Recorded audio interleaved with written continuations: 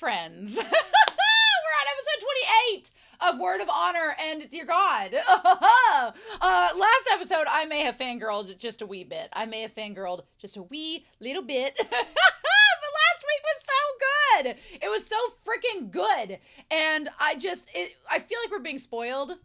And we have like 9 episodes left. I feel like we're being spoiled. And I'm like, it feels too soon to be spoiled. We still have to have the climax and the big battle and all this. I'm like, you're spoiling us too soon, show. Should I be concerned?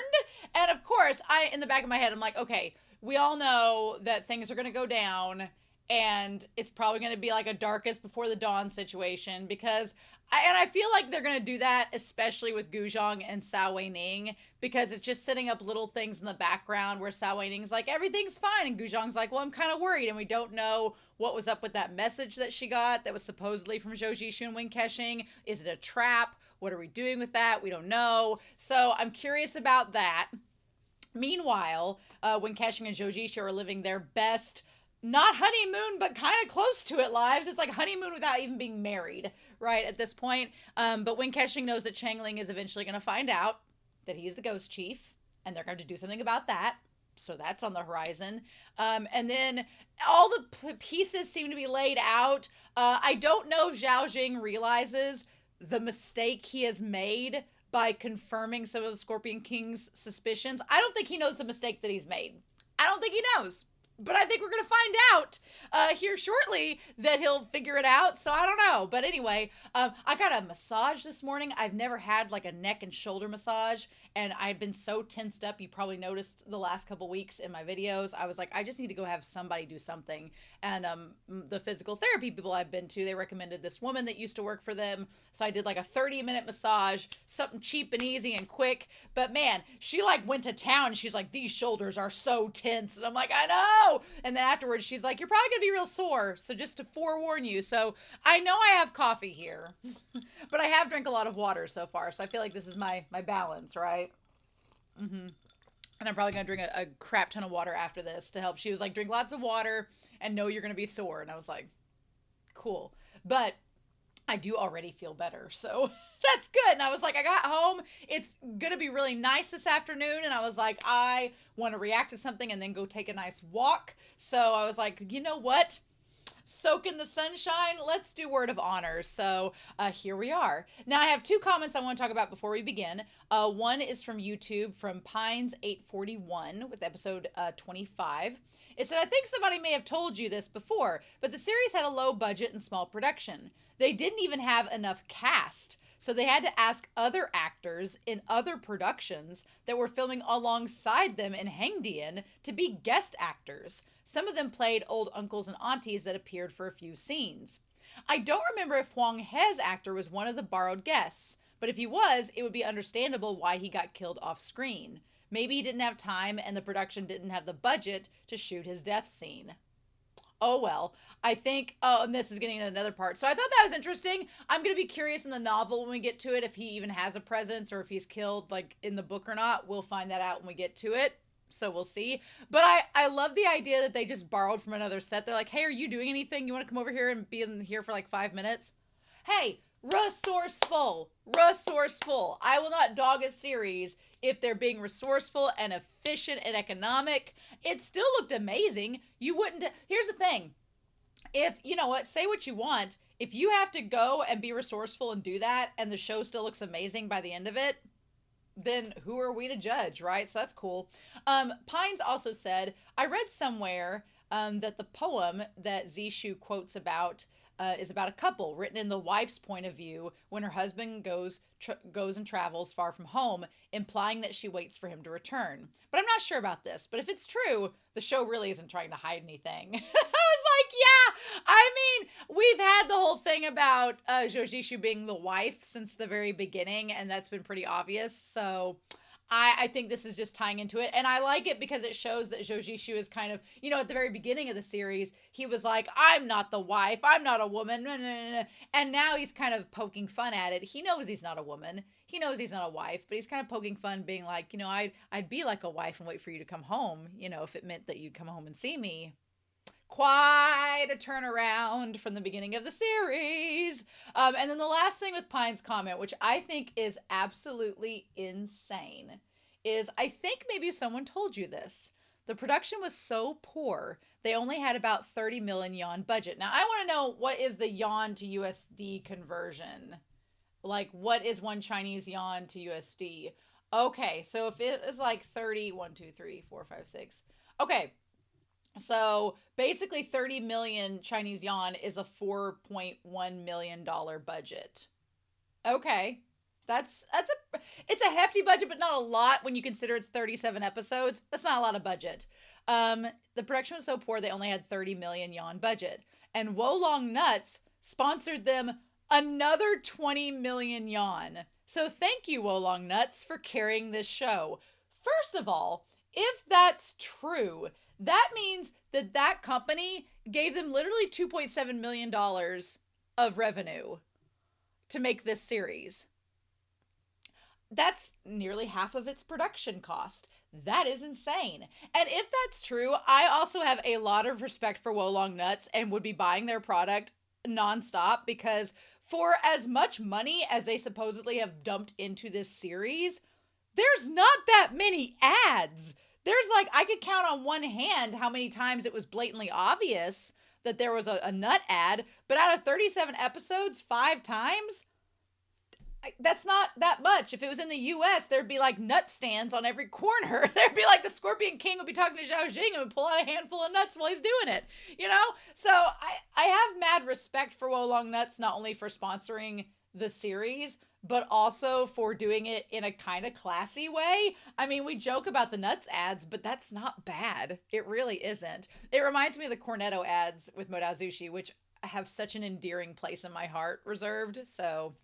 But then Night Owl has 2 points they want to bring up with episode 26 in their comment. The first one is, we get that little moment where Wen KeXing sees ChengLing practicing in the courtyard. There's something poetic about it, like ChengLing trying to grow into the kind of person worthy of the person who's been protecting him.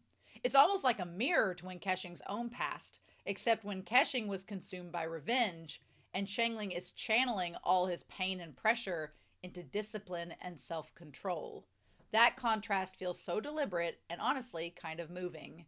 Yeah, that's a really good point to bring up. I still think ChengLing wants to get revenge, but it's got a lot more discipline and self-control around it than Wen KeXing, who is very like erratic and emotional and not thinking things through. So I think it is a nice contrast to show between the two of them, right?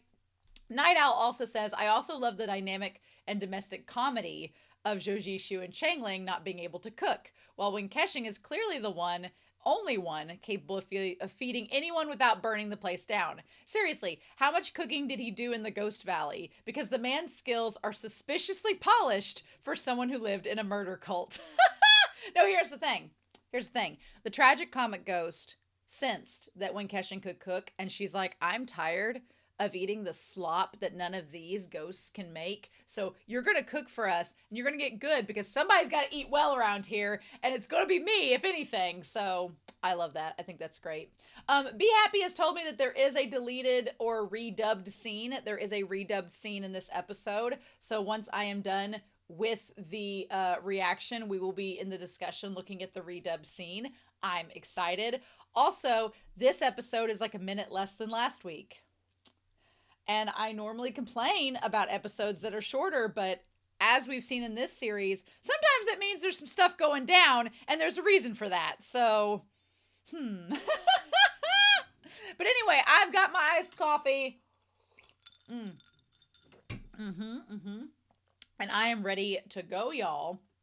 So with that being said, we are not going to waste much time in this. We are going to get started. Thank you so much for the kind words, for all the comments. I've really appreciated reading them on YouTube and Patreon, but we are going to start Word of Honor episode 28. And we're going to do that here in 3, 2, 1. And I'm starting at a minute 48 seconds. I'll see you all on the other side. Ooh. Oh, hello.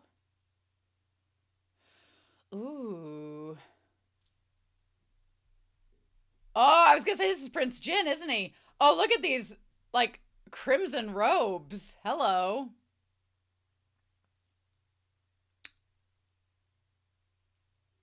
Okay. That guy? Okay. Oh, shit. I like that we get to see how Jin, the crimson robes look great on him. What happened to Han Jing? What happened to Han Ying?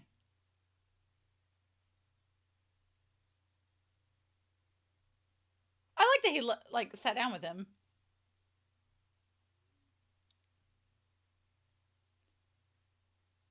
Interesting that we're getting this perspective.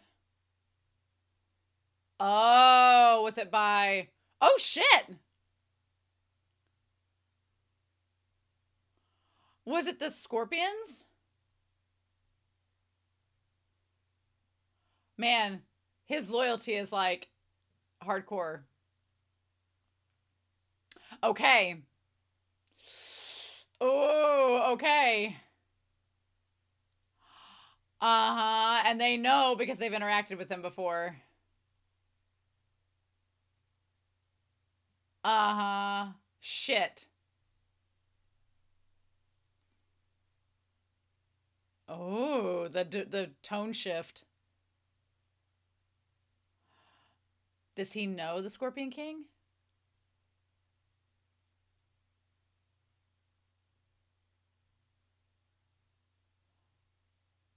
Yeah, I don't know if I like this tone shift.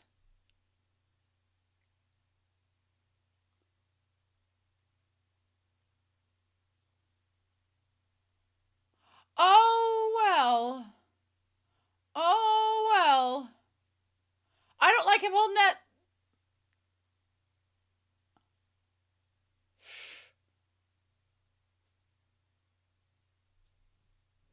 Oh.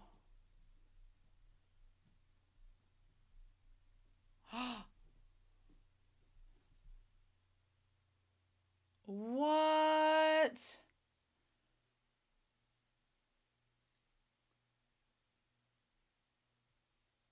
I don't know how to read Prince Jin. I've had like 5 thoughts about him going back and forth. I thought he was going to kill him for a second. Yeah, I have had like 3 conflicting thoughts about him in the last 30 seconds. What? Meanwhile...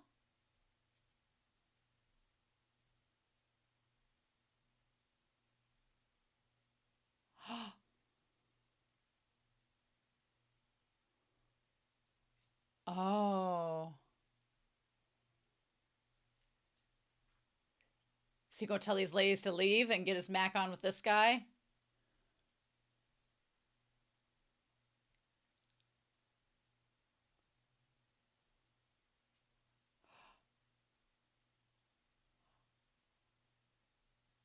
Oh. But that's a lie. Scorpion King's like, did I like this guy? These ladies are like, why are we here? Ooh, okay, so Prince Jin has one of the pieces. And we know Gentle Wind has one, and we know that Zhao Jing has one. Okay, well, that just made everything really interesting. Okay, so now we've figured some things out. We know where the 5 pieces are.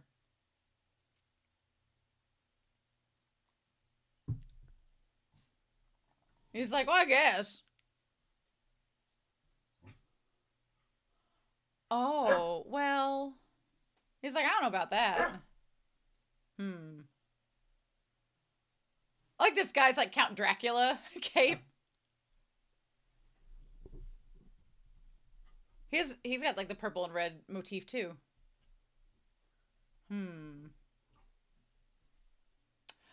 Making some deals. Oh man. Got it caught up.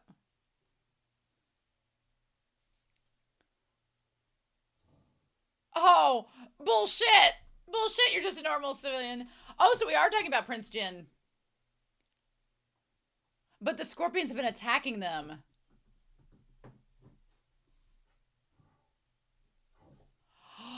You could be a commandeer. I'll get you the hat. A really big one.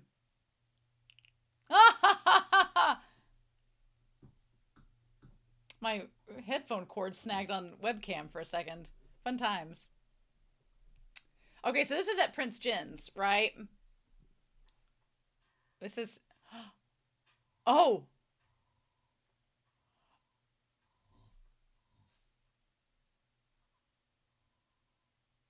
And that's not Han Jing though, is it? Or Han Ying? Like a little flying squirrel. Oh, who be you? Who be you? Who be this? What? What?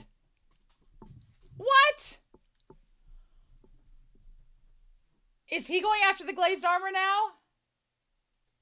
So is this Han Ying? Okay, it is. Is it Han Ying though?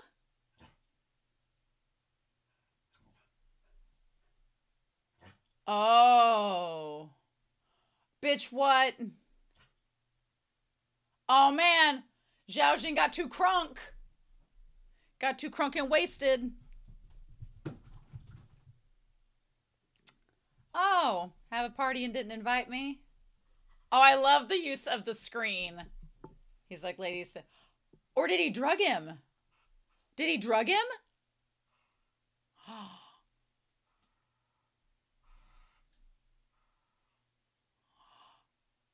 Oh. Okay, so maybe he just got drunk.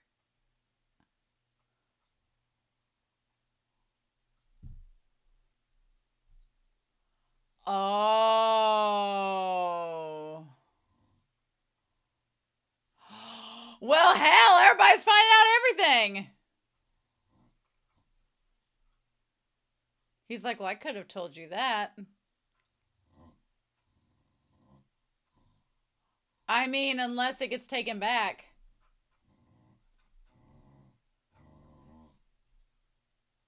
Uh-huh. So we're seeing like the manipulation unravel. I want him just to throw it on him, but that's not going to happen probably. Yes, livid.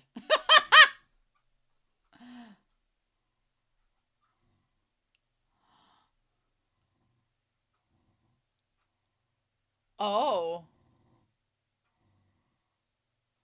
No. He's such a good actor to play him drunk and then play him like furious as sober. Like Zhao Jing's actor is really good. Oh. Ooh, but don't betray me. Oh.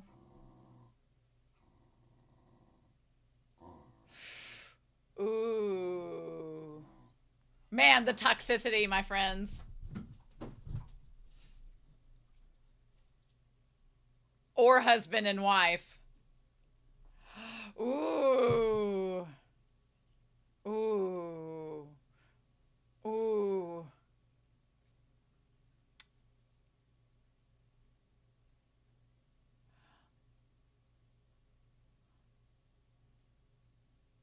Oh.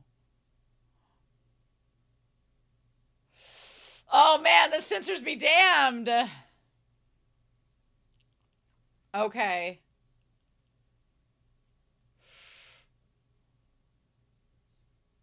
Oh my gosh. Spoils of war indeed.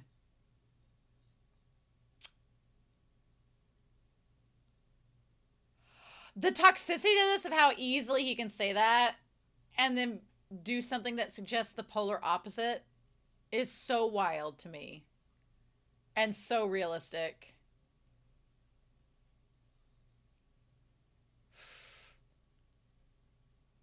He's like the opposite of an angry drunk.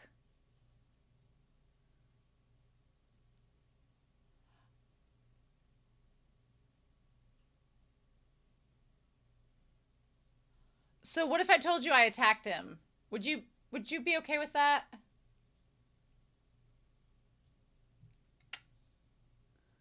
A great gamble. Mmm.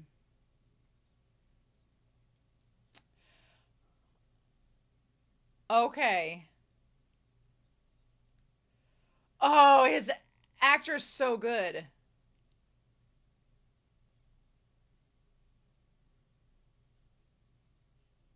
Oh.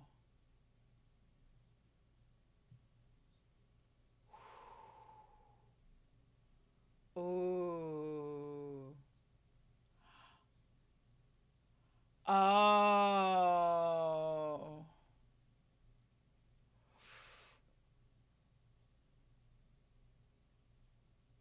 Oh my God. This is getting kind of crazy.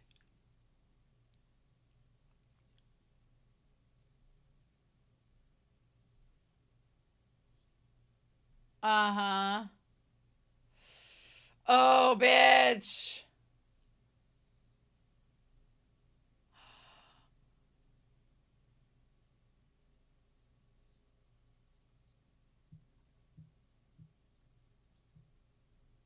Oh.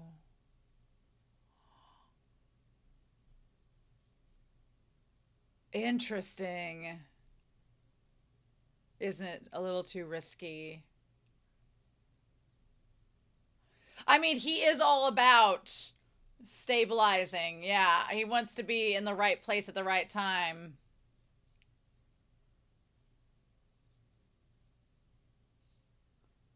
Ooh.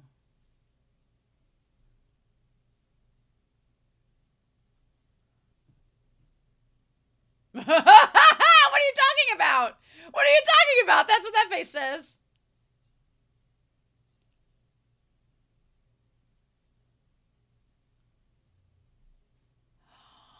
There's so much to this. His drunk face is actually amazing. I love his drunk face.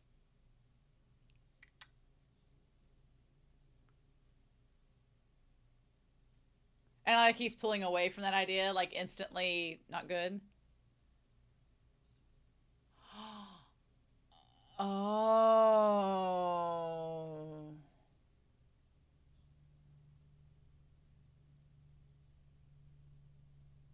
Oh.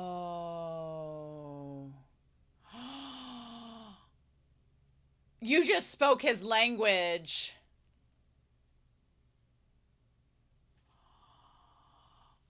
Oh my God. There's so much to this when we discuss it. Okay.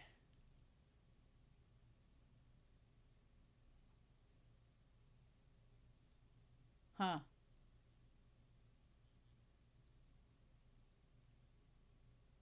Huh.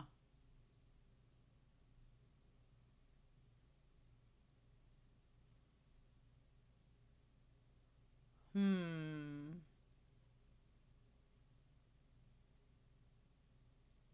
Okay. So that's not Han Ying. Curious.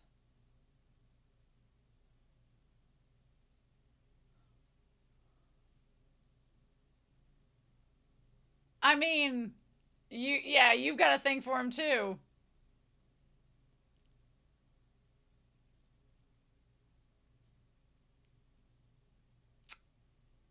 Meanwhile, as far as Zhou Zishu goes, yeah. Oh wow, the blossom that's not painted.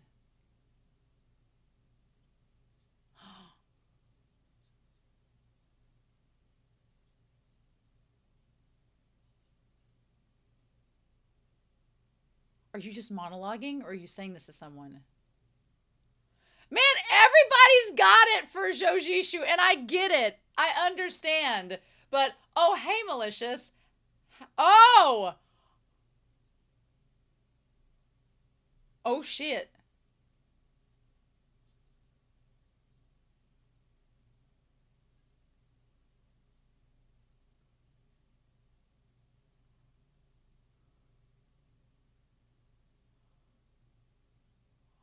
Bitch, I wouldn't let her give you nothing. You're probably dead already. Also, her wardrobe, fabulous.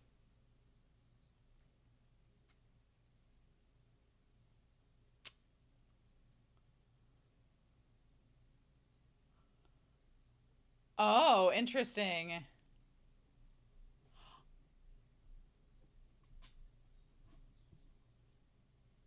Ha! Wow, there's a lot of double crossing and everything going on.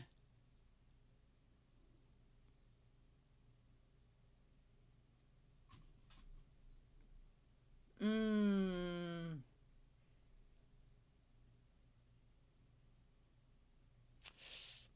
Girl, get it, girl. He's like, if I interrupted something.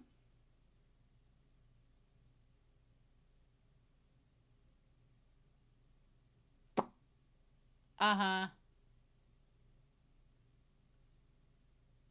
Huh, who, me? He's like, yeah, with the lady's legs wrapped around your neck. You.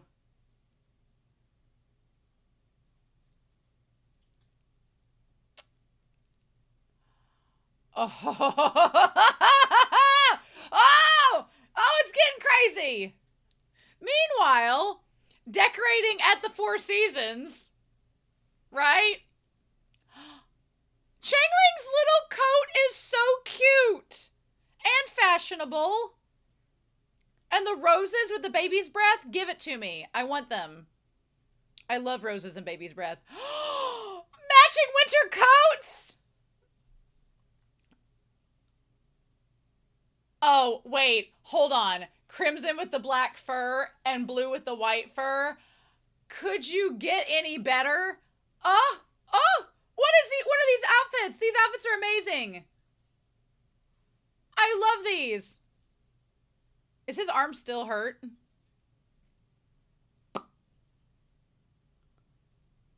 This is so cute. Well, there's our nut ad. is Zhou Zishu actually eating the nuts now? He's been converted. He's been converted to liking Wen KeXing's nuts. Spread the word.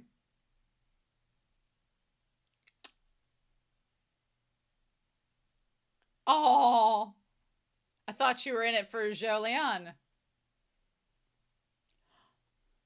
Zhou Zishu looks amazing in blue. He's nursing that old arm.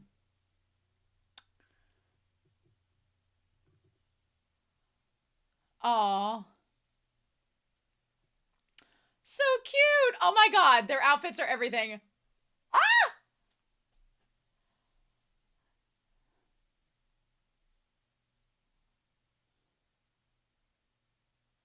Oh my god, this is so cute and precious. What are we setting up these fireworks for?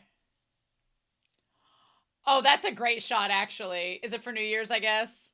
Him in the gold. Oh, bitch. Oh, I love the gold overlaid over top of the blue and the red. The layers. The layers! Come, bring me your riches. This is a really well shot scene. I like this. What? That angle, y'all. Oh, that's menacing as F. Meanwhile, this is the most wholesome thing in the world. For the record, Wen KeXing starting a cooking show. Huh. We're gonna kill that chicken next. Go strangle him, ChengLing. Oh my god! Ah! Oh my god, bitch! I had no idea we were actually gonna do this. Do I have to go strangle this chicken myself?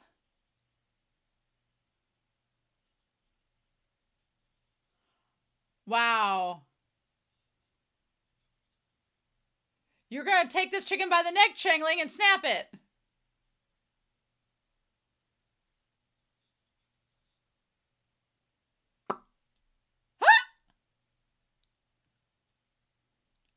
He's like, I don't want to kill the chicken, master. You can do it. Break that chicken's neck, ChengLing. Get on it.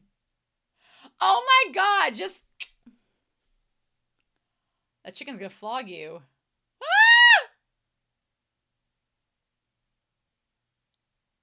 Having worked for a friend who owns a chicken farm, ChengLing, you grab it by the hand, you snap its neck. That's all you. Don't go at it with the knife. Oh my god!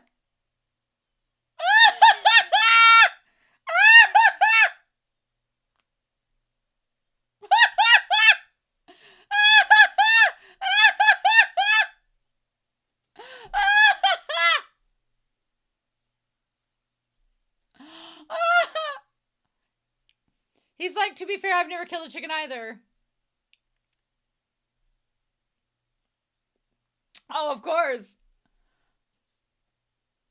We compliment each other. Oh my god. Oh my god, that's the funniest damn thing. Oh man, I'm glad ChengLing didn't have to kill the chicken though, to be honest. That's not a fun time. I don't think I could have done it. I've watched people do it, but I don't think I could have done it.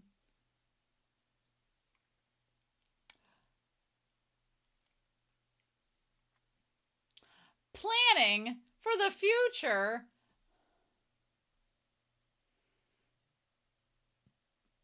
Where's Xiao Weining?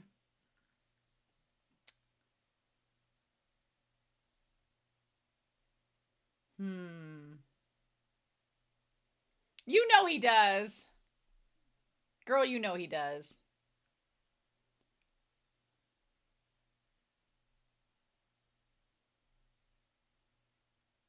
Is that Xiao Weining or is it somebody else? Oh, okay. Okay, so it is them. Okay. I was afraid of somebody else.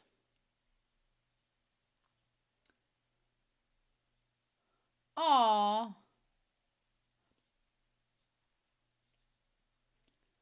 Aww. Aww.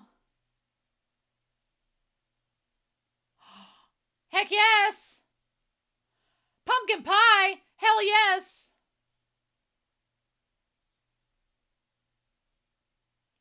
Aww.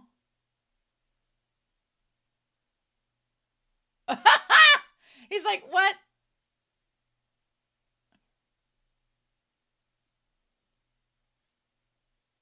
She's like, sorry, I was raised in a ditch. You'll have to excuse me. It's like kind of Pygmalion a little bit with Guzhong. A little bit. Aww. Aww. Aww. She's so cute.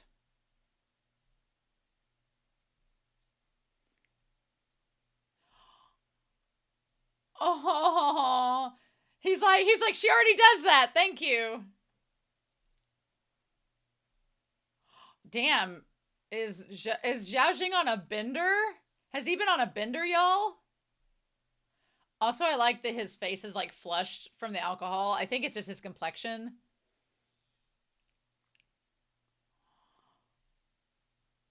Oh, bitch. He's come to monologue at the graves. Y'all know it's about to get real.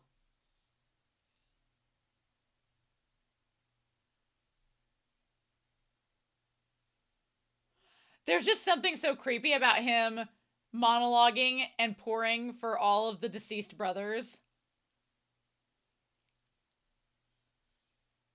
Oh my god.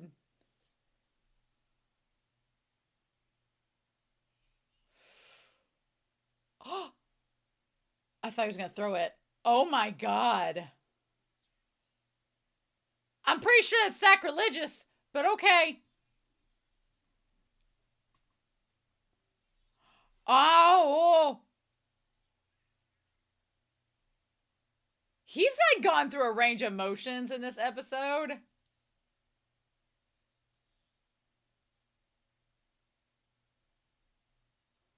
Oh.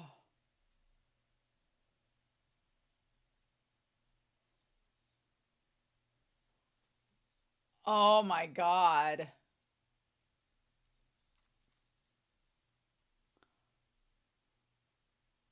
Oh. Zhao Jing's actor deserves some kind of award. He's been really good in this series.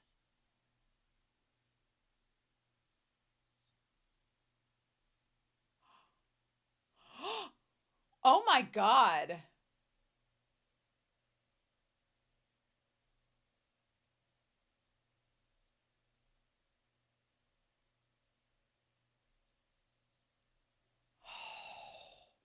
Holy shit. Women that you do nothing with? Women that you do nothing with?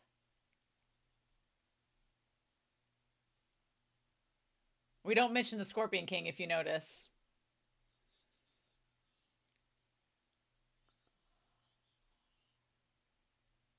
Oh ho ho. What's your new title gonna be?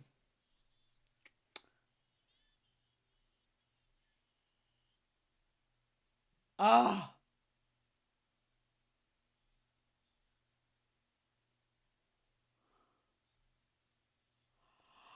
Oh my God.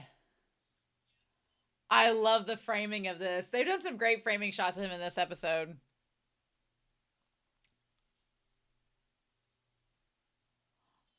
Oh my God.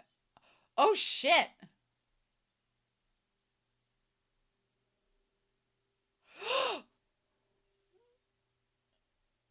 Oh, the visual metaphor of him being in the way. Oh. You kick him with them dirty moon boots.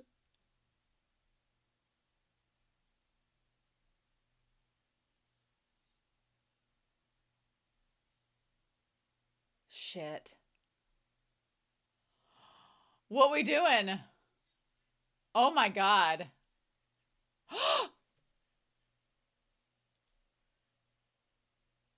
The dramatic music of him peeing on the grave marker. Oh, there is.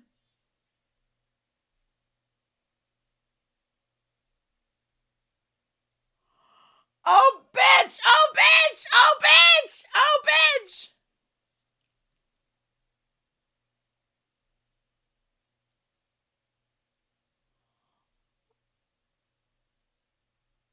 Oh.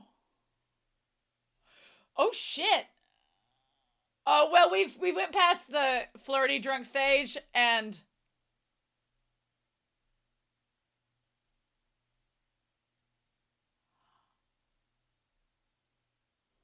wow. Has he never been in here before? He's never been in before. Okay. This is my, oh my God.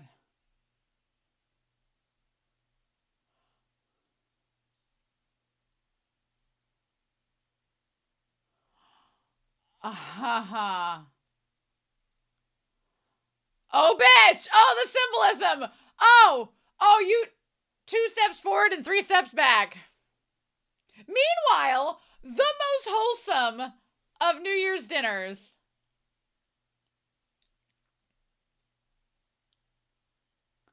I had to go kill that chicken myself. Try this thing I made. 'Tis a mushroom. What if the whole climax of this show just happened around these guys while they're in the Four Seasons and they didn't have any, like, they didn't even have any part in it, you know?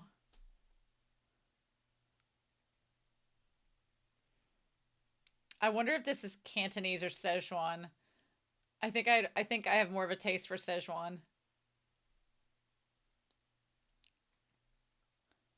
I'm not a Cantonese person, as I have come to find out.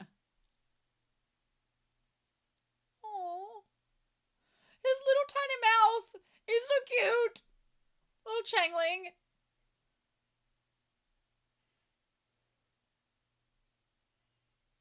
Oh. No crying.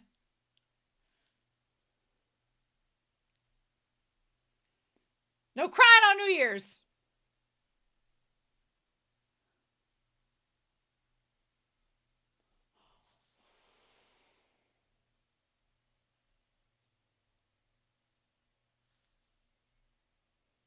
Oh. You drinking to that, Zhou Zishu?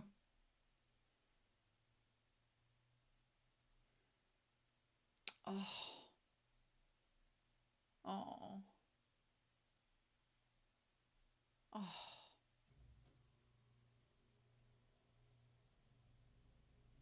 Oh, he's like basically all but saying that he's the ghost chief.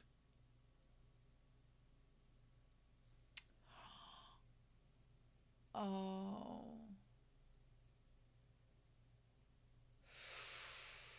Oh.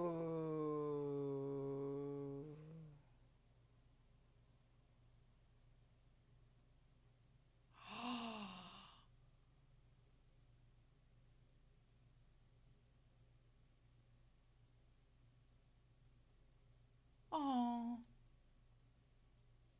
With tea instead of wine because I'm underage and I don't like wine. It's too spicy. Oh. Freaking precious. Freaking precious. Wow. Okay. Oh my god, y'all. Oh my god.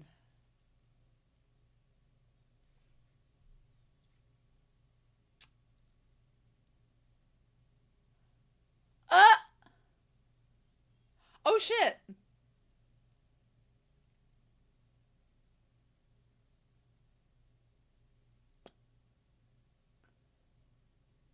Oh. We'll pick it up. Aw. It's like, I want to go play with the fireworks. Aw.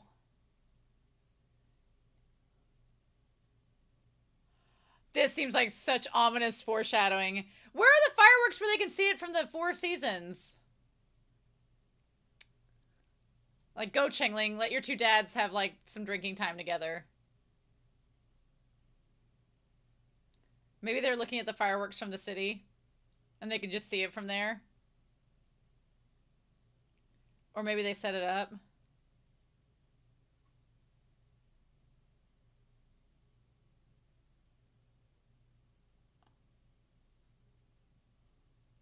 Oh, shit. Is it Han Ying? Oh, my God. Guess who's come to cockblock?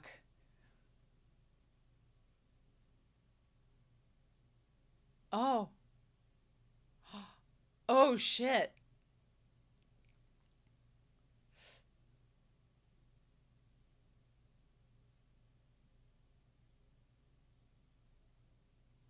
Is he gonna do, like, open brain surgery right here? Right now?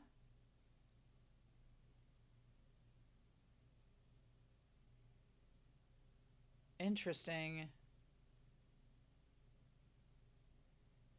Because he's got the two pins in his head.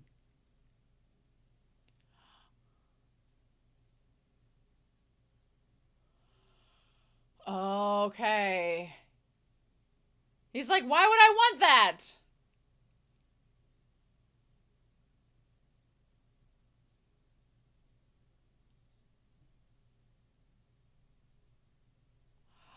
Oh, well, we actually found a workaround, so I don't think we'll need that.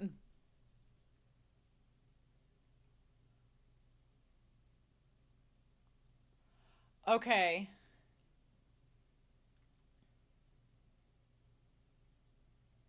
Oh, shit! Han Ying!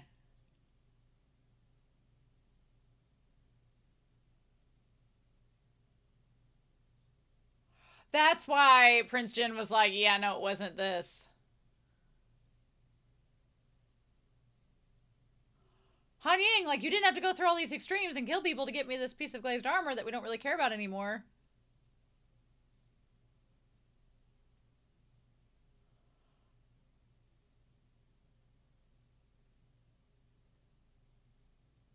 Okay.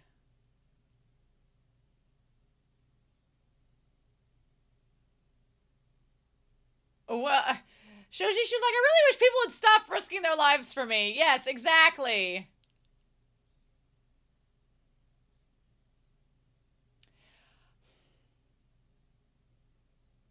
He's like, I'm glad you're my ride or die bitch, but Wen KeXing's like, hey, I'm right here.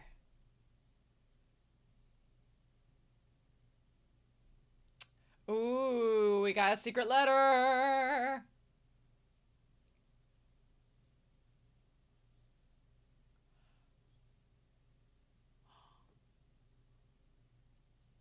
What? What? Um,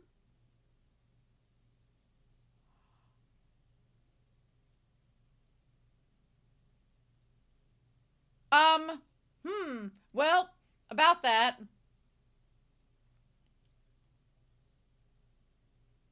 Just out in the open, man.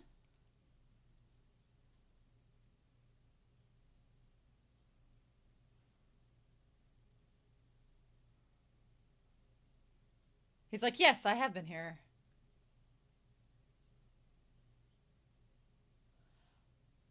But they're not, he doesn't know about the key, right?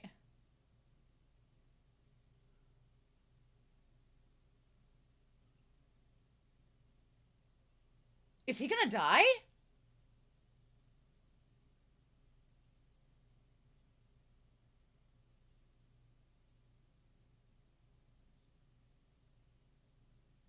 Oh my god.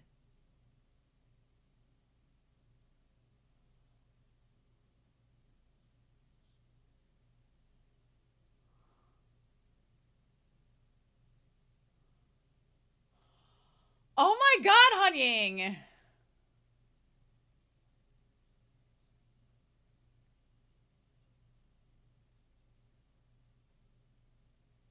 Oh my god.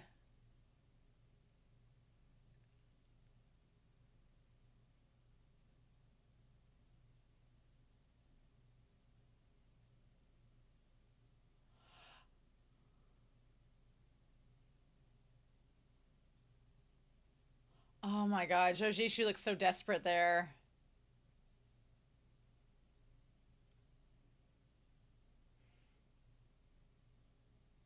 I'll find a way. Oof. He's like, why would you get my man all riled up?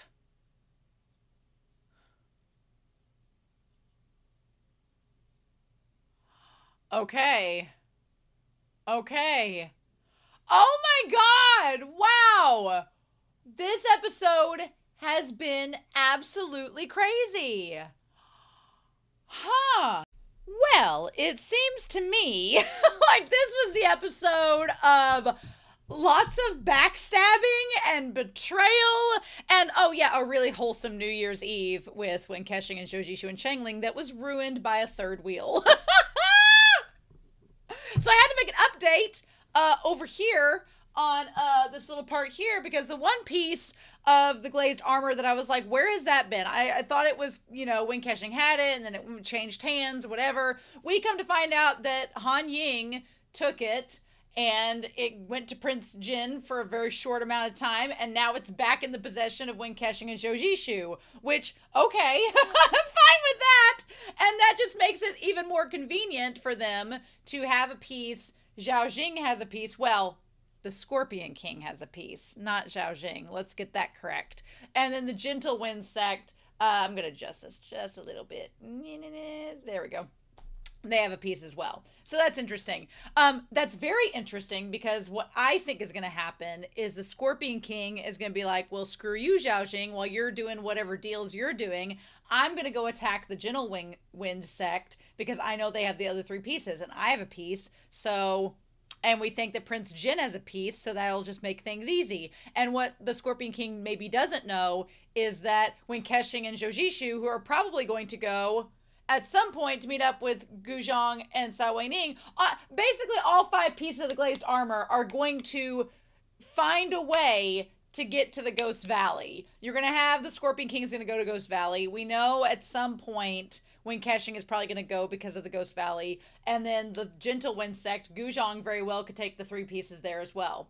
Who knows? The letter that she receives might have even told her to get the three pieces and take them to the Ghost Valley. She might be getting tricked by the Scorpion King thinking that it's Zhou Zishu. Mm. And that very well could be, because she got that letter that conveniently is not mentioned at all in this episode, and that seems suspicious. But also, I don't think that Wen KeXing or Zhou Zishu sent her a letter at all, because they clearly have made no indication of trying to get in contact with her. They think that Sao Weining and everybody's great. But I don't know. Why was the letter sent to Sao Weining from them? I don't know. I want to know what that letter says, and if it's really from them or if it's a trick. I guess we'll find out in the episodes to come. But we find out what Prince Jin's been doing this whole time. He looks great in the crimson. I really like the crimson robes on him. Maybe it's because we haven't seen him since the start of the series that I didn't know he had the crimson robes. But yeah. So here's the thing. He has this piece of glazed armor, right? He has this piece of glazed armor. Oh, so the question is, now the piece of glazed armor that Prince Jin has, is it fake or is it real? Because he's looking at it through the candlelight. Is it real? Oh, bitch, this might make things even more complicated. Okay, so let's keep this intact. So Prince Jin, we're going to put him up here. He has a piece of the glazed armor, but it's the fake one. Correct? I feel like it's the fake one. I think, didn't that happen way back episodes ago where he got a copy of the fake one and he's been evaluating it? Maybe that's right. Okay. So he puts that away as Han Ying comes in all hurt and everything. Han Ying is trying to be some kind of sneaky person, but I feel like Prince Jin might have seen through it. Because he's like, oh, your highness. He's like, just lie down. And Prince Jin, we think that I thought that Prince Jin was a sentimental person, but then he goes through like this kind of villainous moment with Han Ying, and then we find out about the letter about Zhou Jishu's master, and I'm like, oh, is he like a Zhao Jing where we can't trust him either? Not surprised, but there's rumors supposedly in some kind of letter that says that he killed Zhou Jishu's master. It wasn't sickness, but it was him that killed him. I mean, I wouldn't put it past him. He always seemed kind of sketchy from the start, and I've been on a roller coaster of whether or not to trust him. So he's like, oh, please forgive me, your highness. My subgroup was followed, and my brothers died in the line of duty.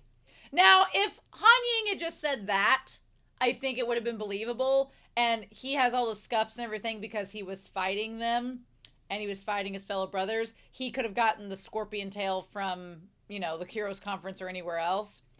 I had numerous brushes of death to survive. And he's like, I fear I wouldn't have made it. And he's like, do you know who did it? Now, when he says the venomous scorpions, Prince Jing has a look on his face like, but I'm working with them maybe. And I don't recall. He has a look on his face like, but why would they attack you? Mm-hmm.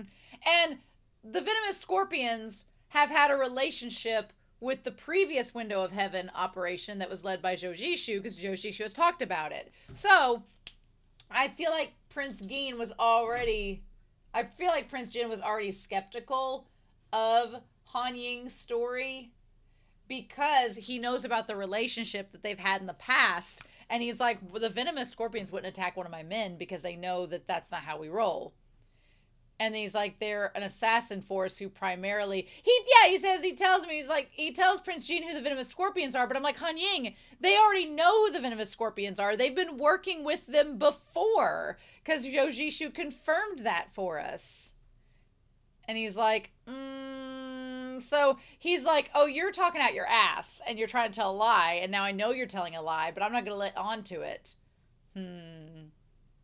And he's like, oh, okay, sure, Jan. Thanks for telling this story. Now I'm really suspicious of you. And so he's like, okay, good. Cool, we know who this is, right? And Han Ying's like, and now looking back, knowing that Han Ying is lying, he does look a little bit suspicious and uncomfortable there. And he's like, we've always been careful in carrying out our tasks. How would outsiders learn of our whereabouts? This is odd. And he's like, oh, and now Prince Jin's reaction where he's like, oh, is interesting because now we know that Prince Jin knows that he's lying. So, oh my God. Anyway, he's like, there's a spy within the Window of Heaven. And in fear that it would ruin your highness's plan, I got anxious and rushed back as soon as I could move. But Leader Duan is not in the capital. And he's like, oh, what? He's like, oh, well, he's currently headed to Jingnan, because no matter how long he waited, he could not get any news from you, so he had no choice but to go in person. So basically, Prince Jin tells Han Ying, he's like, well, the guy you're looking for, I already sent him back because you weren't doing your job quick enough. But you helped me find a piece of the glazed armor. Okay. So it must have been difficult. It's almost the end of the year and you've worked hard. Okay, so Han Ying didn't bring back the glazed armor. He already had it. Okay, I wanted to confirm that. And Han Ying's like, I'm going to take that glazed armor and go. I feel like Prince Jin showed him the glazed armor to tempt him to steal it so he could, like, catch him in the act. Because that slow motion walking away feels like he's tempting him. Like, go ahead, steal the glazed armor. Go right ahead. Meanwhile, there's the Scorpion King who's listening through the door at old Duan here. It's never guessed for all these years. The key has been hidden in the Ghost Valley. Okay, so we've confirmed it, right? So this key is, in fact, we're going to put this down here, in the Ghost Valley. So the key is in the Ghost Valley, confirmed by the Dawn guy. And Zhao Jing's like, yep, seems that way. And so they're like, I'm not completely sure, but thinking back carefully, if Gao Chong was actually allied with the Ghost Valley, his 3 pieces of glazed armor are most likely in the Ghost Valley. So, interestingly enough, I think the Scorpion King believes, we're going to put him over here. The Scorpion King believes that the 3 pieces are with the Gentle Wind sect. And I think he's told Zhao Jing as much. But Zhao Jing is telling everyone that the 3 pieces of the glazed armor are in the Ghost Valley, so they will go attack the Ghost Valley and do his dirty work for him. And then he can just waltz in. It's going to be like Hamlet. He'll just waltz in after everybody's killed each other and then be like, oh, look, I have all the glazed armor now and the key. And the Scorpion King, when he hears that, he knows what he's planning. Once I take down the Ghost Valley, he's like, well, then I'll be more than just, supreme martial arts leader. He's like, the glazed armor has been hidden in the martial arts world for many years. It's the great men of the world who know most. That being said, I'll look forward to your good news. And And so, yeah, Officer Dawn, he's like, I have a favor to ask. He's like, Gao Chong was headstrong and ruined himself. But could you ask your highness to take pity on us? And so Dawn says, well, of course, things of the past stay in the past. And in the future, I have many areas in which I need your help. So it's kind of like a you scratch my back, I'm going to scratch your back sort of scenario. There's a possibility His Highness will recognize your worth and we could become imperial officers under him, and who knows? And Zhao Jing's like, well, how could I? Me, an imperial officer? Oh, Officer Dawn, you're outstanding among men. There's no limit to your potential.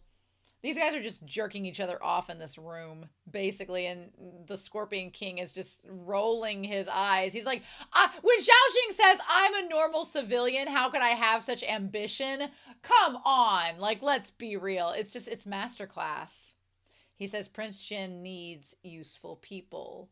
If you can prove your worth, then not only could you become a supreme leader of the martial arts world, but you could have the Marquis or a state preceptor, like a higher title, it wouldn't be out of the question.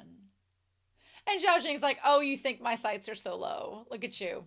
So basically, Duan is trying to tempt Zhao Jing to aid Prince Jin for a higher title. For himself, not for anybody else, just for himself, So meanwhile, while all this is going down, we have Han Ying going to sneak and try to get the glazed armor to take it back from him. Now, I don't know who the assassin, or I'm assuming it's an assassin. I'm assuming that's who it is that's following him with the hat. I'm assuming that's who it is. We don't actually get to see who that is that's following him, but I'm assuming it's somebody working for the Scorpions. Maybe. But yeah, he gets the piece of glazed armor, sees the letter, and heads off. Meanwhile, I assume that Zhao Jing just got tanked, right? Zhao Jing, as we have established earlier on in the series, has a bit of an alcohol problem, right? He gets a bit alcoholic. And there is a fine line with Zhao Jing of whether he's a fun drunk or a not fun drunk. And we get to see both ends of the spectrum today in this episode. I feel bad for the Scorpion King. I do. Because even the Scorpion King, even though he's a murderer and a leader of an assassin, he clearly loves Zhao Jing. And Zhao Jing is just poison. He is just toxic. And I want to give a shout out to Zhao Jing's actor. Zhao Jing's actor is amazing. He covers a range of so many emotions in this one episode. He also pulls off a convincing drunk. Like, having been around drunk people before, he's a very convincing drunk. Like, he's not over-exaggerated, he's not too much, but he's also very subtle, and he does little things that you're like, yeah, that feels real. Like, every time he's manipulating someone, it feels real. He doesn't feel like a mustache twirling vaudevillain. There was that one episode where he's like, prostrating in front of Scorpion King about him becoming the leader of the martial arts world. That was a little cartoony and over the top. But otherwise, he's very real to a point where you're like, oh, I know people that are like him. And that's what's so scary about him. But yeah, also wanting to point out the nuts on the table. Some more ads. Love it. But yeah, these poor girls, I like these girls have been standing here the whole time like, we don't know what to do. We're just told to stand here. Help. And the Scorpion King's like, here, I'll take you over to your seat. This scene here, like, I love that we bookend the episode with 2 scenes of manipulation by Zhao Jing. One is successful. One is the exact opposite. Because I thought after last week, I was like, oh, Scorpion King's done with him. He is done with him. That is that. We're not going to see any more of him in this. It's a done deal. That's not exactly the case. Yeah, Zhao Jing's in happy drunk mood this first time around. And so he's like, come over here. And again, he does such a good job of portraying it. He's like, you'll never guess, the window of heaven has the piece of the glazed armor. And he's like, it's with the window of heaven. He's like, what a great coincidence. And Scorpion King's like, okay, which now, at first during the reaction, I was like, well, the Scorpion King already knows because they attacked Han Ying. But then we find out that was all a lie, and it's like, oh. He's like, Prince Jin and the Window of Heaven want to ally with me right now. Isn't that even better? And so he's like, Prince Jin is completely dominating the Northwest region right now. He has strong forces. And when I attack the Ghost Valley, he could be a great support. Yeah, that's very true. Like, I could see why Zhao Jing would want Prince Jin's support. The question is when the Scorpions and the venomous Scorpions are revealed to Prince Jin, will Zhao Jing support them? That's a great question. Because now, because of Han Ying's lie, Prince Jin knows about the venomous Scorpions being a more elevated presence in this entire situation. So when he finds out that they're involved, is he going to ask Zhao Jing, are you working with them? Because they've been kind of doing these things to my men and all this. And if Zhao Jing is like, oh, never heard of the venomous Scorpions, have no relation to them, that'll be the nail in the coffin where Jair will be like, oh, I see how it is. Like, I'm just waiting for that to happen, or an equivalent of that moment to happen, for it to be the final nail in the coffin. Although this seemed, in this episode, like it was pretty close to that final nail. So, anyway, I mean, the Scorpion King has seen throughout this entire series the manipulation that Zhao Jing does to others. He's just been like, oh, well, it wouldn't happen to me. And now we kind of see, we see it finally take shape. And honestly, there are so many toxic things that Zhao Jing does to try to manipulate the Scorpion King. But like at, what was it, 9 minutes and 49 seconds, he says, look at your stubborn temper. Like he reflects things back on the other person. Speaking of which, I need to see what where the deleted line is in this episode. I was wondering if it was either with Wen KeXing and Zhou Zishu, or if it was with, okay, it is with Wen KeXing and them. Okay, I'm going to save this for later. Or if it was with the Scorpion King and Zhao Jing. But no, it is in fact, with Wen KeXing them. It's about at 32 minutes in, so we'll wait on that. It's towards the end of the episode. Anyways, like, look at your stubborn temper. And so he goes to apologize, but he doesn't really do an apology, which is, typical toxic behavior. One thing that I like with this is I don't know if the Scorpion King makes himself paler in comparison, or if Zhao Jing just has a naturally tanner complexion. But sometimes when you get drunk, your skin gets more pink and flushed. And so his looks very flushed in this episode. But okay, so we get confirmation that Scorpion King was basically, picked up off the streets by Zhao Jing as a kid, which Zhao Jing has called him Little Barbarian before, which has context and connotations to it. But he's like, you picked me up off the streets and taught me and raised me. So, he's like, you can hit me, you can beat me, you can physically hurt me, just don't betray me, And the tension between them, it's so palpable, right? He's like, I just want to know if I did do something wrong, would you consider us a father and son or not? He's like, would my actions affect our relationship? And then Zhao Jing, in his drunken state, talks about this. He's like, those were just words of anger.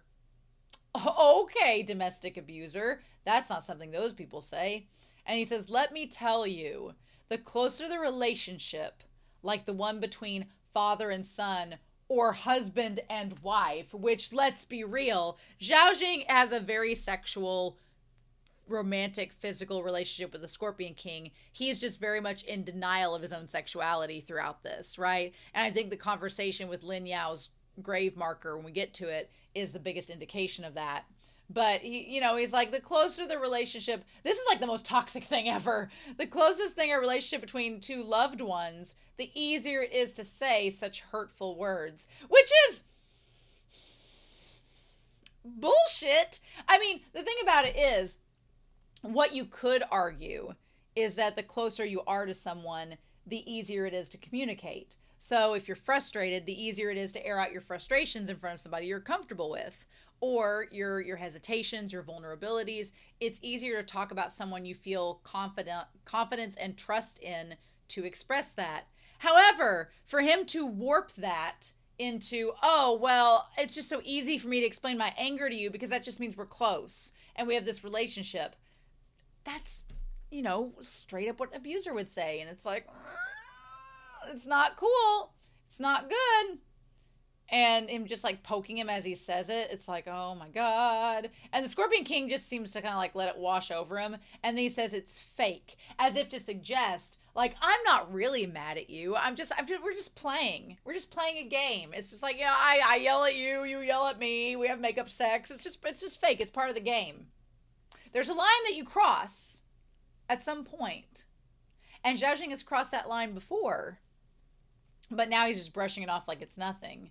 And then Scorpion King reinforces, saying, I just want to know if one day I really did do something wrong and you got dragged down because of it, what would you do? Because if you loved me, then that wouldn't change, even if it hurt your reputation. But the Scorpion King knows, as do we the audience, that Zhao Jing is all about his reputation, because his reputation needs to be perfect in order for him to have the most opportunities to get what he wants, right? And so I feel like this is very much foreshadowing that the Scorpion King is going to do something that is going to hurt Zhao Jing's reputation, and then he's just going to ditch him and cast him away like he did the tragic comic Ghost. And he makes the Scorpion King sit down beside him, and censors be damned, he like puts his hand over the Scorpion King's And he's like, you little barbarian. Ever since I brought you home, we've depended on each other for survival. That is so manipulative. That is so toxic. And the Scorpion King's face is like he knows. Us father and son have long been of the same mind. No matter what you encounter in the future. And then he like burps. He's like, I'll face it with you. Which is very different from what happens later on in this series, right? And he's like, we'll face the consequences together. Which is a load of bullshit. And he's like, are you telling me the truth or you're not deceiving me? And he's like, I'm wasted. So sure, take that for what it is. And the Scorpion King is just, he's so ready to believe him because he wants that love so badly. And, you know, it reflects bad on him if he's given all this love to Zhao Jing and Zhao Jing turns out to be an asshole. It reflects poorly on his decisions. So, of course, he keeps going back because he wants to believe that it's real. And when someone's being as manipulative and toxic as Zhao Jing is, and that's all the Scorpion King wants, then yeah, it makes sense. But anyway, so he's like, yeah, anyway, father. He's like, didn't you want to change your status your whole life? Isn't this a great chance? And he says, well, yeah, I could go with Prince Jin, but the chances of winning are not very high. He's like, we still have to maintain control of Don Pengzhu. As to whether we make an alliance or not, that requires further planning. I love that as he's drunk, he's so like manipulative, being like, it's going to take me to think a little bit sober before we make any decisions. You know, he's not going to just, he reveals he's not going to just walk into something. And Scorpion King's like, but didn't Duan already say that as long as we bet correctly, that you could be the state preceptor? So he reveals what he said and heard behind closed doors. But then Zhao Jing's like, well, what if we bet wrong? He's like, what if I don't bet correctly? He's like, what if I choose the wrong path? He's like, what Prince Jin is doing is planning treason. And he's like, if we, as soon as it's exposed, the whole clan of those involved will be killed and 9 generations of their families will be wiped out. So it says, the translation notes, in Imperial China, when a crime was truly terrible, entire families of the perpetrator would be killed, even very distant relatives and people married into the family. So, and which Apothecary Diaries has taught me that as well. So what Zhao Jing is saying is, he's like, yeah, Duan's trying to tempt me to go along with Prince Jin, but what if Prince Jin does something stupid? And what if he gets caught because he's planning treason? Zhao Jing is like, I don't want to gamble on Prince Jin right now. He's like, I have my own system. I've got my own plan figured out. I'm going to follow through with it. He's like, as tempting as it would be, I'm not about to go and get involved with somebody that's about to get caught for treason. He's like, no, no, no. This isn't just the battle of the martial arts world. And so Scorpion King's like, okay. He's like, well, I'm not afraid. Fortune should be sought in danger. If one day you become a prince or a state preceptor, no one in the martial arts world would dare to criticize us. And he's like, well, that's cute. He's like, I'm glad you want to take a gamble and you want to risk the danger because you know the payoff is going to be... They very much have 2 different systems of how they want to do things. Scorpion King is like, big risk, big reward. He's like, what if we bet really high and then our reward is going to be really advantageous? But Zhao Jing is kind of the opposite of that. He's so conservative. He's like, no, I've planned for decades in the shadows and done this step by step meticulously to ensure my victory. And yes, while the reward may not be as grandiose upon first arrival, spread out, it gives me a lot of gain. So they go about it very different ways. And he's like, oh, that's cute that you want to gamble so much. You're very much like me, which I don't know about that. And he's like, but if I was a poor... Again, the backhanded compliments. He's like, oh, you're so much like me, which sounds like a compliment. But then he says, but you know, if I was still a poor, stupid boy. So basically he's saying the Scorpion King is a poor, stupid boy, and that he was like the Scorpion King, but now he's not. So he's distancing himself a little bit in that. He's like, then I would take the gamble with him. But I'm not a poor, stupid boy, so I'm not going to do it. It's such a toxic, backhanded compliment. He's like, I'm about to rise to the top. Isn't this gamble a little too risky? And he's like, don't be in such a hurry. All I care about is stability. To stabilize the window of heaven and move when the time is right. And if it looks like Prince Jin is going to succeed, well then we'll express our support then, and it won't be too late. And Scorpion King is like, but at that point, Prince Jin isn't going to be needing our support because he'll have others, right? And I like that Zhao Jing's like, what others? I like he kind of gets a furrowed brow, like, what others are you talking about that he's going to get support from? He's like, if you're afraid of the consequences, then afraid of ruining all your achievements, I am not. And look, I feel like this is, Scorpion King laying the foundation of testing Zhao Jing, because he's like, I get it. You don't want to risk your reputation. You don't want to risk everything you've worked for. I get it. But what if I told you, what if I risked it all? What if I went to Prince Jin? And then Zhao Jing's like, go on. He's like, I didn't have anything to begin with. And again, Scorpion King making all these things up and talking through his teeth and just having the puppy dog eyes like the whole time, like, well, I guess I could do it. He's just as manipulative, but maybe not as toxic as Zhao Jing yet. He's like, I'm willing to present an idea to you, and you won't need to worry about the consequences. And Zhao Jing's like, go on, tell me your plan. Let's hear it. And then he says that you've never announced your relationship with the venomous scorpions. I mean, some people know behind the scenes, but most of those people are dead. He's like, in the eyes of the martial arts world, we are unfamiliar with each other. How about if I come forward to express loyalty to Prince Jin and gather the glazed armor? And so what the Scorpion King is suggesting is he's like, what if the venomous scorpions go to Prince Jin and ally with them to get the glazed armor? Which that's not going to work now because Wen KeXing and Zhou Zishu have the glazed armor. He's like, if we succeed, the award that we receive will be presented. And if we fail, well, then you've got nothing to lose. I'll bear it alone and it will be no harm to you. And Prince Jin's just like, wow, you just solved my dilemma and made things a lot easier for me. I might have to think about this. And we don't get to see his reaction to that plan. But after the end of this episode, is the Scorpion King going to go along with that, or is he going to make a change of plans? I don't know. In any case, we go back to Prince Jin, who, for the record, has an amazing palace. I love the crimson themes. There's like little sprigs of green everywhere. It's great.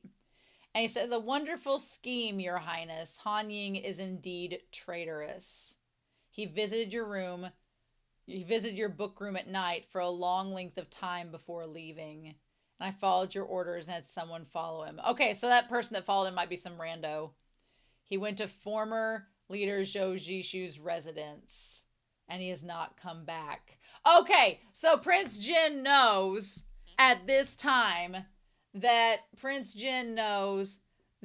Han Ying is at the Four Seasons Villa with Zhou Zishu. He just doesn't know about Wen KeXing. Okay, so, and he knows that he's taken the bait. Now, I don't know if he knows about the letter. He's like, very good. And he's like, would you like me to go capture the traitor? And he says, no. He's like, continue to follow him, but don't capture him. How many big fish will this great bait bring me? Interesting. And that's when he goes back and says, he tells him to leave. So I guess he left the glazed armor for Han Ying to take back to Zhou Zishu and them, whether it's real or fake. And then he says there, Zishu, as expected of you. You've been gone for so long, but you still have people risking their lives for you nonetheless. I mean, I don't know if he's jealous of Zhou Zishu or wishes that it should have been me or whatever, but he's like, I would like to see how many other backup plans you've got left here. I mean, I don't think that Zhou Zishu knew Han Ying was doing any of this or anticipated him coming back with the glazed armor. I don't think that was on his bingo card at all. I think it's a lot of people misunderstanding. I think it's a big part of this episode is misunderstanding the weight of loyalty that people have towards others. Because you have Han Ying with unwavering loyalty towards Zhou Zishu, like to the point where Wen KeXing's like, calm down. And then you have the Scorpion King, who has an insane amount of loyalty towards Zhao Jing, but even that has its limits, perhaps, and they're getting pushed to those limits, so it's very interesting. Meanwhile, so we have Han Ying going through and looking at Zhou Zishu's... Oh, so he's at Zhou Zishu's residence. Okay. I know why His Highness wants to find the glazed armor. Your illness can be cured. I'll still gather it for you. Man, Han Ying had it bad for Zhou Zishu. I'm like, dude, I hate that you have this unrequited love, but I don't think it's going to go anywhere. Speaking of not going anywhere, then we have the malicious, our dear malicious Dupusa, alongside Duan, and we see why Duan's been feeding information. Malicious is like, here, I'll give you all the wine, feed you all the grapes, be as seductive as I can. She's just amazing. I love Dupusa. She is absolutely wonderful. What a queen. She is gorgeous. Her fashion is amazing. Like, I don't blame this guy for trying to get it on with her. I'm sure she's like, yeah, she's definitely ahead of the game. In the words of Missy Elliott, right? He's like, I could go visit the Scorpion King and you. And so what does he say there? Prince Jin heard the Scorpion King's thaumaturgy has some new improvements. What the hell is thaumaturgy? What is thou? Oh, yeah. What is this? It is the practice of working magics involving the manipulation of natural forces or creation. Oh, with the drug men. So this is the thing. Han Ying telling Prince Jin that the Scorpion King has been working in magic. It's like, here's the thing. Prince Jin knows about the Scorpion King because he wants to get him in on his drug men, which Zhao Jing hates. And Duan kind of reveals it. So here's the thing. When the Scorpion King was like, hey, what if I go align myself with Prince Jin and do what you want and get you what you want? And Zhao Jing was like, no, I don't want to do that. The thing is, the Scorpion King is kind of already in the process of aligning with Prince Jin. He was just trying to get Zhao Jing on board with it as well. And Zhao Jing's like, I don't think so. And now Scorpion King's like, well, remember how nobody knew that we're connected? Well, that may still be true, but Prince Jin's going to know about me and I'm working with him. Oh, bitch. Oh, bitch. Okay. Anyway, having the drugman army would be helpful. And then he's like, I only care about the most beautiful female bohista. And she's like, get back. Like, girl, what a body. She looks amazing. And she's like, what do I plan to do? I'm probably going to kill you. And then I like the Scorpion King comes in like, oh, don't mind me. Never mind me. I'm just going to stand here. And then from there, he's like, the prince wants to find the glazed armor. He didn't come to find me. Why would he ignore the easy ally but go for the difficult one? I love it. I love that he calls Duan out. He's like, oh, so Prince Jin wants to align himself with me. Why would he go and try to get Zhao Jing to help? I get people betraying people. Webs of communication and allyship is being complicated. It's just insane, right? Meanwhile, in the Four Seasons, ChengLing and everybody's hanging up New Year decoration. I love ChengLing's little black and white and red coat. It's super cool. I love the design. But the designs of Zhou Zishu and Wen KeXing's coats and robes, what the fudge? Why are we denied this until episode 28? The red coat that Wen KeXing wears with like the turquoise robes underneath and the black fur with the peach undertones underneath it. Zhou Zishu looks amazing in blue with the red and maroon overlay. I live. They look amazing. But yeah, they're having this really cute time. And they're just having a lot of fun. They're like, oh, it looks so homey. Like these gay men and their son are just patching up the house, doing some interior decorating. The world's catching on fire outside the door, but they're like, let's get some wallpaper up in here. I love it. Like, let these men have a home, please. It's just so cute. And so they make a point of saying that Zhou Zishu's arm is still injured, which seems like foreshadowing to me. I don't know. But they have this little flirty moment with the sunflower seeds, which is super cute. I love it. And then meanwhile, we go from that scene of wholesomeness to arguably like the most cinematic moment of the episode, which is all this like gunpowder and fireworks and everything being shot off. And there's, Zhao Jing in the gold overrobes. And everybody starts bringing in all of these gifts and everything to the Five World Alliance. He's just drunk on power. At this point, just drunk on his power and how he thinks everything's going his way. I can't believe I called the chicken getting killed. We go back to Zhou Zishu. Wen KeXing is cooking them dinner. Wen KeXing is making all the things. And I can't believe we saw that chicken there. And he asked ChengLing to kill the damn chicken. That was freaking hilarious. Like I said in the reaction, I had some friends growing up that their grandparents had a chicken farm. And so I went in the summer, like one summer I went to help them with eggs. If you think pigs and cows smell bad, chickens smell the worst. Chicken poop smells the worst. Raw, rotten eggs in the summer sun smell absolutely disgusting. No, I can't eat deviled eggs because I'm like, blip. Nope. But there would be some chickens that people would want like finished. Like his grandparents would like clean chickens and process them for people and get them ready for like Thanksgiving dinners and stuff and for the 4th of July and for holidays. And I remember they'd be like, well, my friend would be like, oh, well, my dad's got to go kill some chickens and just snap their necks. It's like, it's so gross. And I was like, oh, cool. So I don't blame ChengLing for not wanting to kill the chicken, but the chicken attacking him was the funniest damn thing. And like, honestly, my family had Banny chickens growing up, which if you don't know what a Banny chicken is, they're called bantams, but the nickname is Bannies. But they're like little chickens. They're like this big. They're little wee chickens. And they have little tiny eggs. You need a lot of them to have an omelet.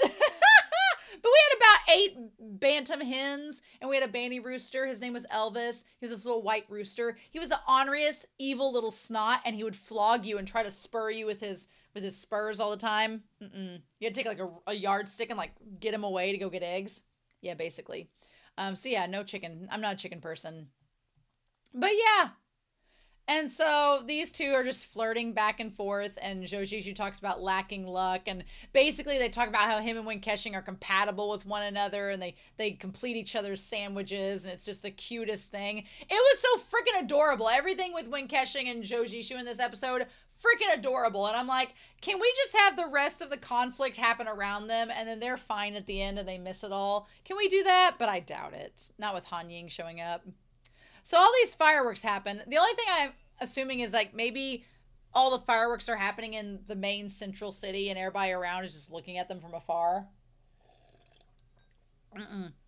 But we do have one scene in this with Guzhong. We still don't know what that damn letter said.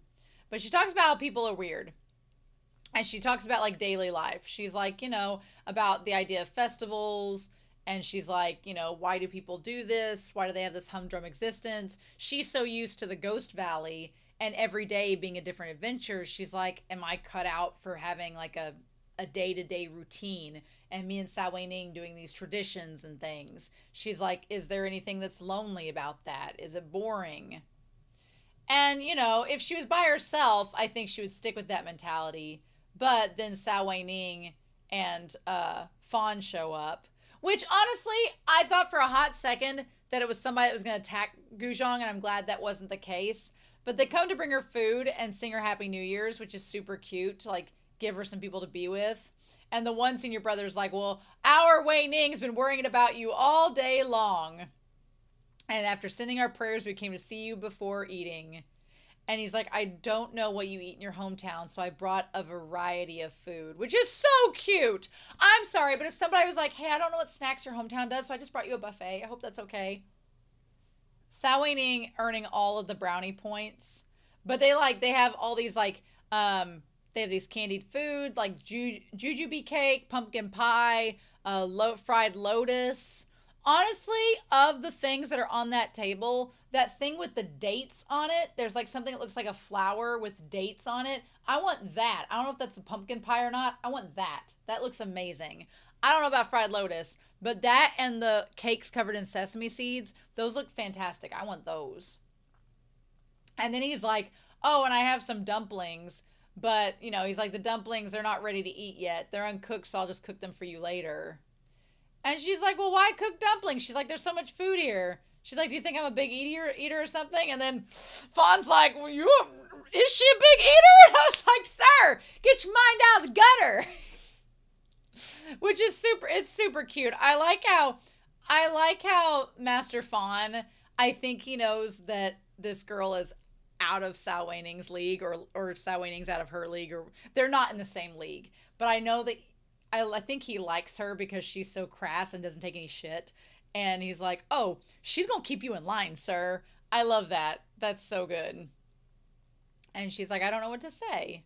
And then she starts to cry, which is super sweet. She's like, I just got something in my eye. It's okay. But I think it's that they were so thoughtful of her when she was viewing festivals as being like a lonely affair and boring and like, well, why do we do this? And then, she sees these people kindness towards her and it like touches her heart. Like, I love that. That was super sweet. Aw. So, anyway, then we go from like wholesome and wholesome to Zhao Jing's secret room of mourning, and oh my gosh. So I'm assuming that the Scorpion King did not know about this room, that it's the secret room. I'm assuming he didn't know about it because it's like behind the closed doors and it's a secret place. The secret door is opened and it's where Gao Chong went to. But Zhao Jing is drunk and walking around in his 90s. And it starts out okay, where he was just kind of doing like what Gao Chong did and like poured the wine over and, was drunkenly doing that and all that. But then it kind of gets out of hand. Gets out of hand real quick because Rongzhan, he gets pissed at. Like, gets pissed at and pisses on, which the censors, they're not coming back to the country. They've already taken up residence outside. They've already sent in their letter of resignation. They're like, hey, it was nice working for you all, but as per our cruise, we did some soul searching and realized we're not coming back. So, for him to pee on a grave marker is insane. I was not on my bingo card for word of honor, let me tell you. I mean, when he started pouring the wine on Rongzhan's marker and threw it in the floor, I was like, ooh, that's enough. You need to stop. But the peeing on it is like, that is insane. And then he spit on his wife's like grave marker, which was even worse. So yeah, so there's the bangle that she has, and then there's the ring that the other person had, and the poisoned sword from Rongzhan. And he's going on about how he's going to be king of the world. He's like, I'm at the very top and you all can't see anymore. You're already dead. And then he falls over drunk and spills everything. And I love the symbolism when he falls over the funeral food set up and everything.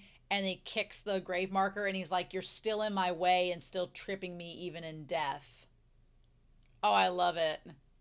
And then he's like, fine. He's like, if you want to drink wine, watch carefully. Even the Scorpion King was disturbed by him in front of his brothers peeing on the grave marker. I I'm kind of amazed. The sweetest and most delicious wine. Blah. Like, that's disgusting. Well, then Zhao Jing freaks out. And I think he freaks out more the fact that Scorpion King catches him doing this horrible thing in the secret room. And suddenly he's not fun drunk Zhao Jing anymore. He's not fun drunk anymore. Now he's angry drunk.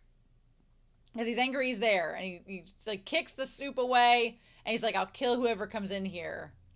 And then that's when he sees basically what Tragicomic Ghost was talking about. It says wife Li Yao and Master Zhao Weiyan's memorial tablets. And we see the ring and the bracelet that are the tokens that were the trophies. He should have his master's ring and the sword that poisoned Ranjan to death. For every great scheme he plots, he saves a trophy. And the Tragicomic Ghost was like, what I tell you, bitch? Told ya. And that's when, like, the Scorpion King and Zhao Jing are such good actors in this. Because they pull off such a range of emotions. And the Scorpion King has been, like, tugged back and forth in this big game of tug of war and this toxic love. But here, he has tangible proof of what the Tragicomic Ghost was trying to tell him. And then when he says, get out, I love that he just is thrown out of the room. And he says, look what's hanging around your neck. It's my most precious treasure. And it's like, was it his most precious treasure? Or are you just someone else he's ready to throw away? Oh, I love it. And the metaphor of him shutting out the Scorpion King from the room, shutting him out of his life. I don't know if the Scorpion King is coming back. I think when Zhao Jing wakes up and has a horrible hangover, he might be like, what did I do? Where's Scorpion King? Where's Jair? And I think he might be in for a rude awakening of where he went. Meanwhile, the polar opposite of toxic love, which is pure, unadulterated, unviolated love, is right here in front of us with Wen KeXing and Zhou Zishu and ChengLing having their lovely dinner with the wine and everything, getting the chicken soup. And he's like, oh, try this thing I made. And he's like toasting him. It's so cute. And he brings the chicken, which, okay, so they have the same kind of New Year's things that it seems like they had at Guzhong and all of them. But then the chicken soup, I don't know how they cook that chicken soup. I'm sure I've told this story before, but when I went to New York last year, my friend, we have a Chinese restaurant in our town, but it's more like, I guess Szechuan style is the style of it. And I really like it. And it's really good. But my friend, her dad, when he was overseas, had a taste for Cantonese. And he's since passed. And so my friend was like, I really want to have some like authentic Cantonese like my dad had and that I can appreciate as much as he did. So I did the reviews. I looked up like the best reviewed Chinese place in the city that wasn't like outrageously priced. But I was like, okay, this one is like a decent, like mid-priced restaurant. It has amazing reviews. Everybody says if you want authentic Cantonese, here's where you go. You like walk in, there's ducks and pigs' feet hanging from the ceiling, and you're like, okay, all right, seems like a good plan. And the food was really high quality, and it was, you pay what you got, what you paid for is what you got. The unfortunate thing is I hated the taste. It tasted like the entire dish, the rice, I got the duck, the rice, the duck, everything had been soaked in lavender soap water. And I don't know what that is. If that's not Cantonese or if that's the cooking style, but everything had this and I love lavender. I love lavender in my coffee. I love lavender like in my honey. Like I like whipped honey that's got lavender in it. Like I like the taste of lavender, but this felt like every dish had been like dipped in soapy water and then drained and then came out. My taste buds were not ready. My taste buds were not ready for Cantonese. And I was like, And so we ended up not eating it all, which was sad. But this looks good. I would eat that chicken soup. It looks pretty good. And then ChengLing has this moment where he gets emotional. And at first, Wen KeXing and Zhou Zishu think that he's sad, and they're like, oh, don't be sad about your family being gone. And he's like, no, I'm happy. Because he's like, the heavens have been good to me. I didn't think I'd have a family. This is the most proper New Year's I've ever had. And then Wen KeXing, of all people, says, what's New Year's without celebrating with a family? And I'm like... And he kind of almost hints around that he's a ghost.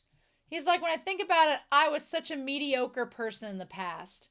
He's like, I was scheming against this person and scheming against that person, fighting back and forth and fighting others to death. Like, he's all but saying it. He's skirting around the edge. He's like, where's the fun in that? And Zhou Zishu kind of hesitates to drink in that moment because I think Zhou Zishu not only kind of relates to him in a sense with the window of heaven, but he also is like, are you about to come out and tell ChengLing on New Year's Eve that you're the ghost chief? And he says, what's the fun in mastering top martial arts and becoming the strongest person in the world? And Zhou Zishu's like, what are you saying? He's like, in the end, I'm still a homeless and lonely souled wild ghost. I mean, he said it right there and then. No one to drink with under the moonlight. And no one to worry for me. And Zhou Zishu's like, shut your face. You know that's a lie.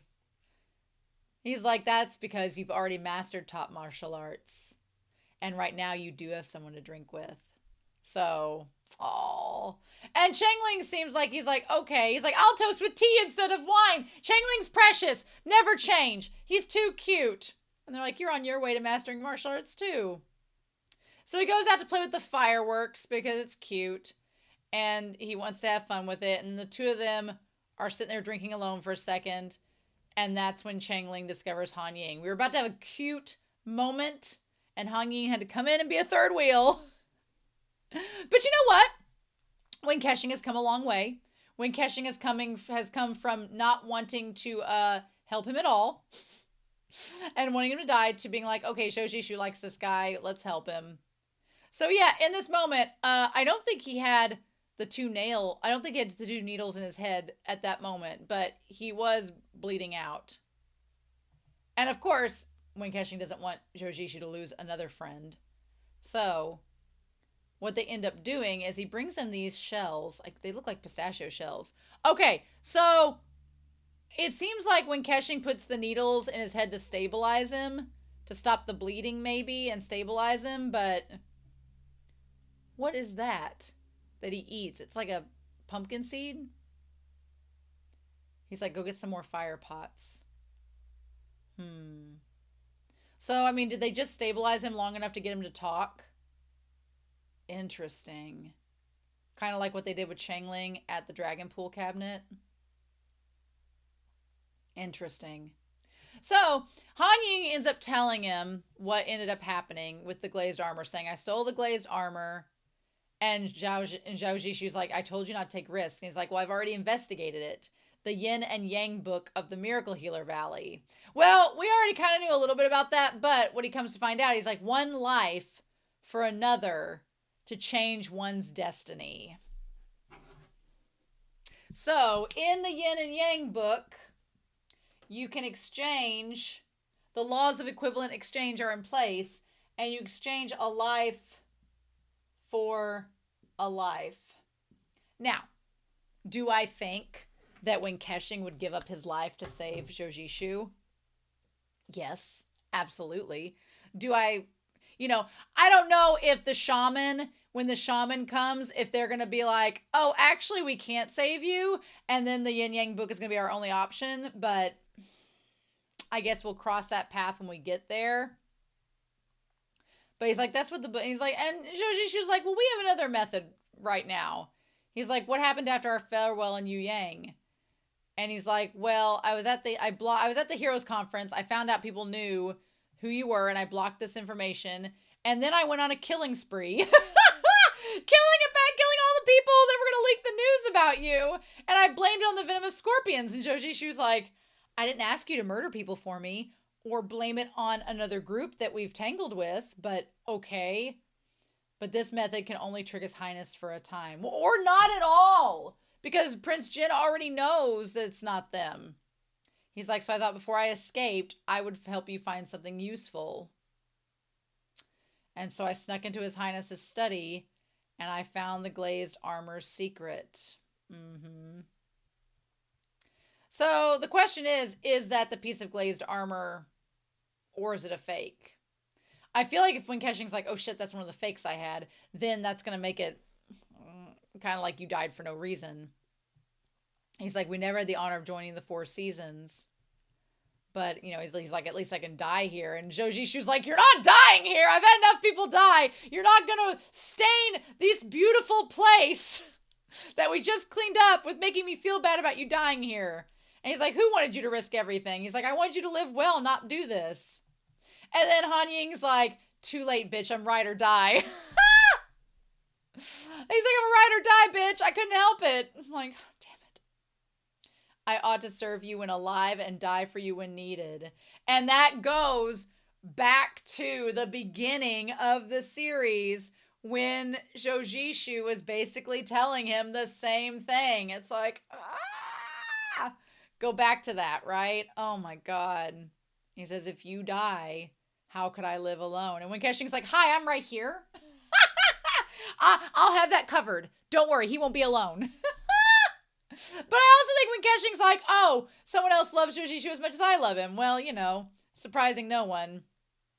But then, this part's interesting. He says, I discovered a secret letter. Now, it was not very secret. It was literally on his desk. So I don't know if he was having a nostalgic moment and reminiscing or what the case was.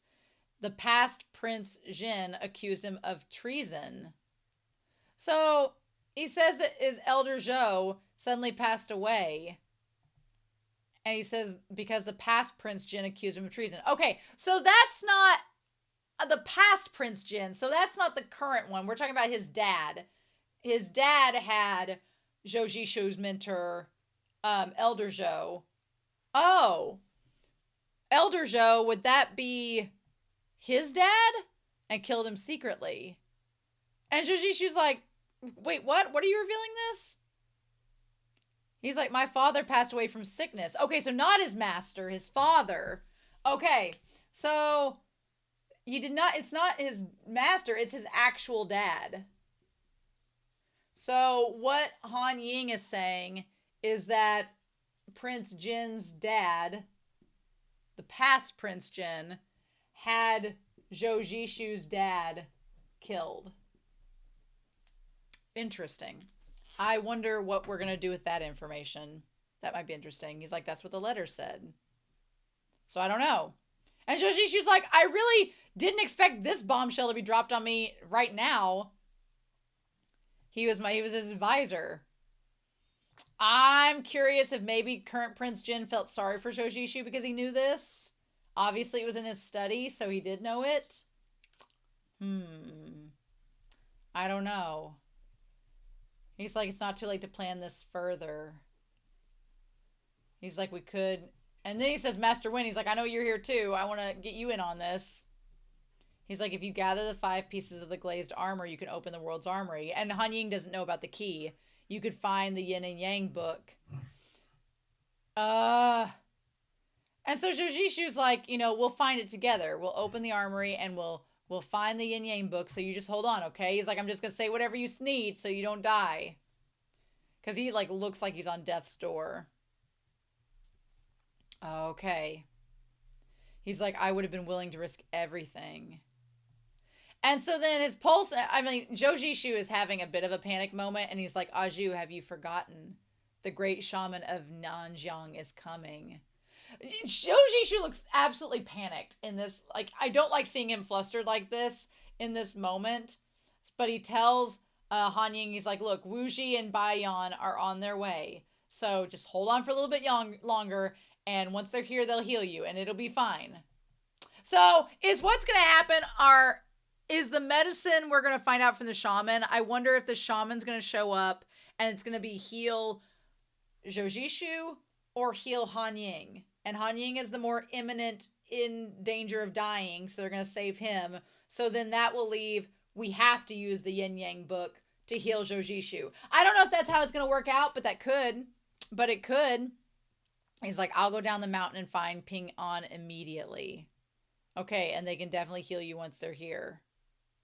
And he's like, I'm going to try to bring the great shaman back, so take care of Han Ying. And he's like, well, I'll protect his life. Okay. So we're going to see if this works out or not. But anyway, I want to go to the deleted scene. So it's at 32 minutes and 45 seconds. So we're going to backtrack to... Okay, we're going to backtrack to them at the New Year's table. Okay. And so whenever he says he has no one to drink under the moonlight and no one to worry for me. Okay. So it says no one to drink under the moonlight and no one to worry for me or reassure me. What he actually said was no one to drink with under the moonlight and no one to worry for me and no one to grow old or white hair with. Oh, well, damn. So basically he's insinuating like, you know, me and you, Zhou Zishu, we're going to stay in this 4 seasons and just grow old together. Interesting. So yeah, I don't know what we're going to get with this shaman and what we're going to get with Prince Jin and all of this. There was a lot of information revealed in this one episode, and I'm like, okay, now what? So anyway, I'm excited to see what happens next. I'm curious to hear your thoughts down below. But in the meantime, yeah, I hope you all have a wonderful week. Whew, please stay safe, take care. And yeah, I'm going to have to like rest up and let my brain simmer down from this episode. And then I'll be back next week with episode 29 of Word of Honor.